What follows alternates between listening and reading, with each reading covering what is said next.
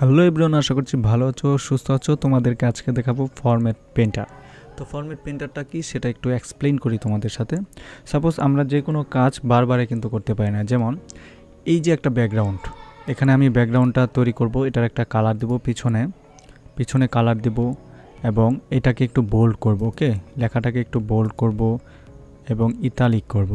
দেন এই লেখাটাকে আমরা কি করব, এই লেখাটাকে আমরা এটার ব্যাকগ্রাউন্ডটাকে অন্য একটা ব্যাকগ্রাউন্ড দিলাম। দেন এটাকে দিলাম আমরা কি অন্য একটা ব্যাকগ্রাউন্ড। এক একজন এক একটা মতামতভাবে দিচ্ছি, আমরা আমাদের মতো করে চেঞ্জেস করছি। ওকে, আমরা যখন যেটা প্রয়োজন সেইভাবে দিব। দেন এটাকে সাদা রাখলাম। এই যে একটা ডিজাইন আমরা করলাম, এই ডিজাইনটা কি আমরা যখন প্রত্যেকটা সেলের মধ্যে, প্রত্যেকটা কলামে বা প্রত্যেকটা রোতে করি তাহলে অনেকটা সময়ের প্রয়োজন।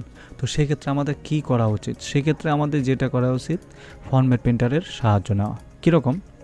আমরা জাস্ট যেই ডিজাইনটা সিলেক্ট করে যে ডিজাইনটা কপি করতে যাচ্ছি সেই ডিজাইনটা, যেমন আমরা এটাকে সিলেক্ট করব, এই ডিজাইনটা আমাদের দরকার। ওকে, তাহলে সেক্ষেত্রে আমাদের কি করা উচিত? সেক্ষেত্রে আমরা এটাকে সিলেক্ট করার পর আমরা ফরম্যাট পেন্টারে ক্লিক করব। ক্লিক করার পর দেখো এটা কিন্তু সিলেক্টেড এবং একটা কি চলে আসছে, ব্রাশের মতো আমার প্লাস চিহ্ন সাথে চলে আসছে। এখন এটাকে আমি পেস্ট করব এই মাসুদের উপর। এটাকে সিলেক্ট করে এ পর্যন্ত ড্র্যাগ করে দেব। দেখো হয়ে গেল। ওকে, তো এইভাবে কিন্তু আমরা আমাদের জিনিসগুলোকে চেঞ্জ করতে পারি। আবার যদি দেখাই তোমাদের, আমরা চাচ্ছি এই জিনিসটাকে সিলেক্ট করে ফরম্যাট পেন্টারে পেস্ট করা, তাহলে সেক্ষেত্রে আমরা এটাকে পুরোটাকে দিলাম। ওকে, দিলাম, দেওয়ার পরে দেখো বোম হয়ে গেল। কিন্তু এইভাবে কিন্তু আমরা ফরম্যাট পেন্টারটা ব্যবহার করে একটু ডিজাইনগুলোকে চেঞ্জেস করতে পারি, আকর্ষণীয় করতে পারি।